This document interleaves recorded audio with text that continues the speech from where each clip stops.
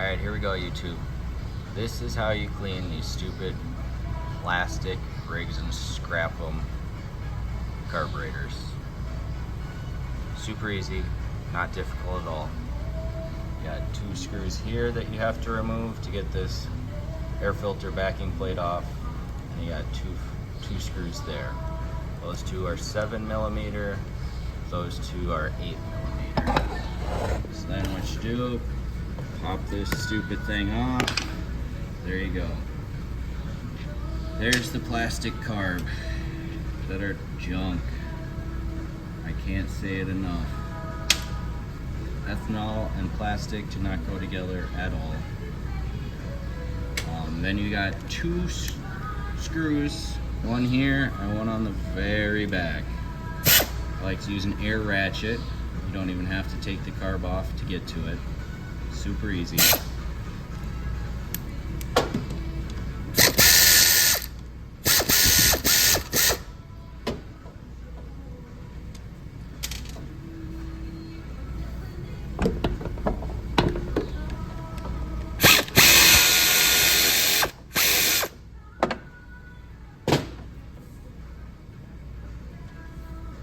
There you go. Both those stupid screws out. And what I like to do is take a rag, lay it underneath there, usually 2 of them. First thing you want to do anyways is make sure you flush all the gas out.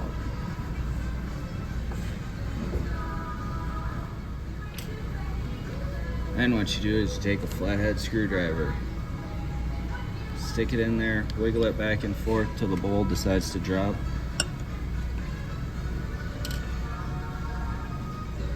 Take and dump that gas right on top of the filter. You can see in there, that's the ethanol broken down, all those big chunks. You like to get wedged right into this crevice here, so you make sure to spray carb cleaner in that area, clean all that out, wipe it out. Next thing is you can see the float bowl, or the float. And then inside there, kind of see right here, that's going to be your main jet, main nozzle they call it. What you do is you just take a needle nose pliers, stick it in like so, so you get the lip, and then you just tap it on out. Thing falls right on out. There it is. Stupid, simple little thing. This little jet down here likes to get plugged up fairly easy. These top 2 don't really get plugged up, neither does that one. Then what you can do is you go ahead and separate this. You can tell somebody must have did it at one time. Just take your screwdriver, pry on it,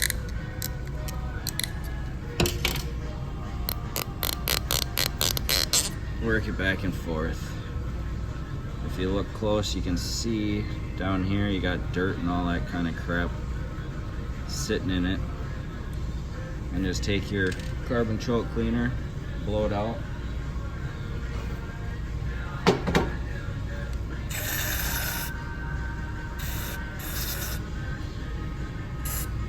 And you don't have to worry about the O-rings and carbon choke cleaner. The amount of times that you can do it without having to worry about the rubber deteriorating, not even a problem. So don't even worry about it. And then you want to take one of these welder tip drill bits, go in there and open up that little jet that gets plugged all the time. Never fails. It's just so tiny. Blow through it, make sure it goes through all the directions.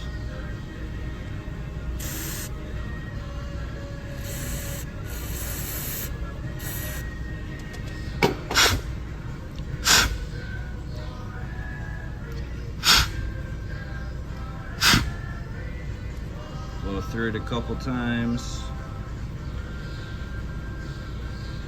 Make make sure you get it opened up just enough. Like to go just a little bit bigger. Let's try to prevent it from happening again, because people don't listen and use the cheap 87 gas. You're always going to have ethanol breakdown. It's always best to use that 91 non-oxy gas. I don't know if you can see that little jet.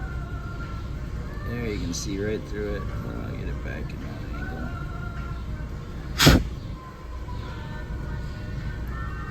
Get a little focus. There you go. Now you can see right through it. Blow through this one as well. Spray all the dirt and crap off. And what you do is you just take it. Once you get it all blown out, cleaned out, work it all the way back down. You want to get it seated all the way down. See, right onto the rest. Otherwise you'll get a leak and it's not going to run very well. They don't run the greatest from the factory anyways, so just make sure you clean it all up like that. So now that you got the main jet all cleaned out, take the spray cleaner in here, through there, blow out all the passageways, spray the inside under here.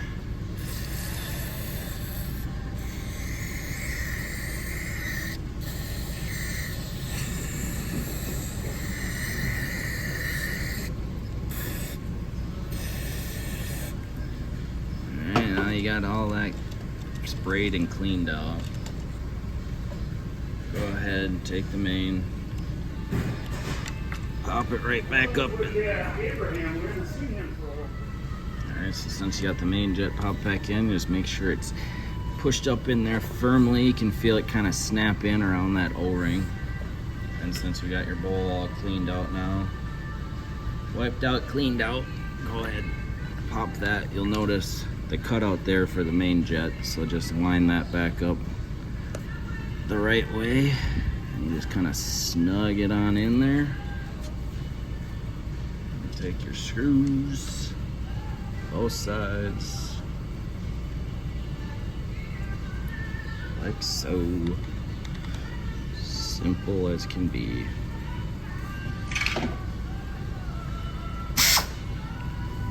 Don't want to go super tight because it's plastic. Blow them up evenly.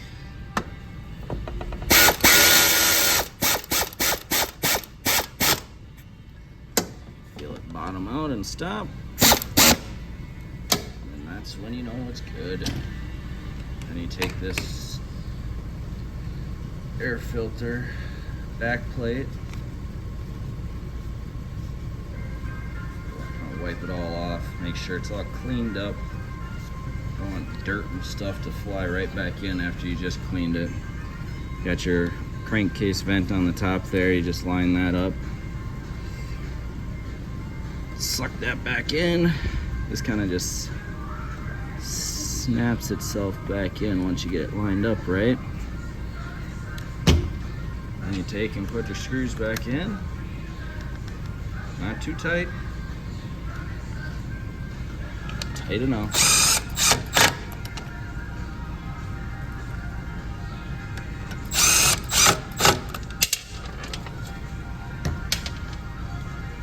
Especially don't go too tight on the bottom two bolts here, because that's going into the plastic carb. You tighten those too much and then you just screwed yourself, because you will have stripped it and then it will not seal properly. It will suck dirt, suck extra air that's unneeded. Throw your filter back on. Throw the air filter cover back on. Snap her in. And you're gonna fill her up with some gasoline.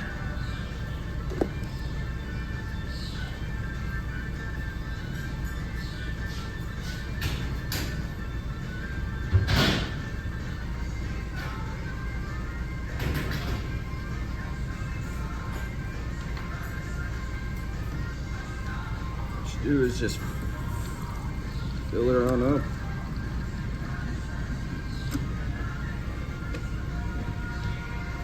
Just make sure you use that 91 non-ox. Usually I put a little splash of seafoam in there too, just for preventative. And it actually keeps it from, does a little cleaning at the same time. And if you look here, you can see on the rig, all those white specks right in here. A little shinier. That's gonna be the ethanol. 30 days max on gas, regular pump, and that is what happens. Just breaks down. A lot of times people don't run them dry at the end of the season. And when I mean run it dry, basically mower will not start anymore. That's how you know you've gotten all the gas out. Nice thing about this is it has a primer, so you can just continue to pump the primer until it does not run anymore. That's the best way to do it. Now we'll go outside and start it up and test run it. Alright. Power it up a few times and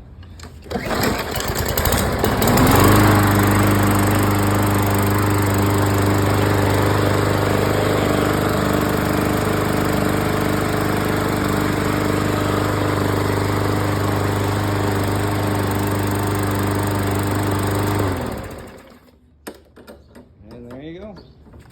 That's how you clean those crappy plastic Briggs and scrap them carburetors. Easy, just bad design.